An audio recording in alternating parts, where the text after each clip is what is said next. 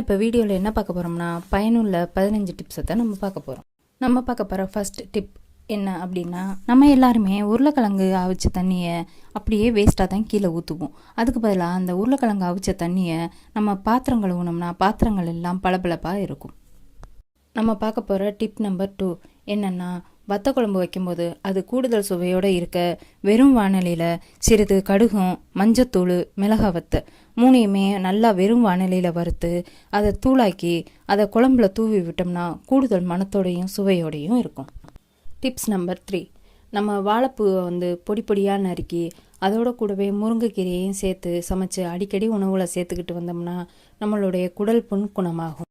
Tips number 4, நம்ம எல்லாரும் உருளைக்கிழங்கு பொரியல் கூடுதல் சுவையோடு இருக்கிறதுக்கு உருளைக்கிழங்கை பொரிக்கிறதுக்கு முன்னாடி பயத்த மாவை கொஞ்சம் எடுத்து அதில் தூவி விட்டு உருளைக்கிழங்கு பொரியல் செஞ்சோம்னா கூடுதல் மொறுமொறுப்போடையும் சுவையோடையும் இருக்கும்.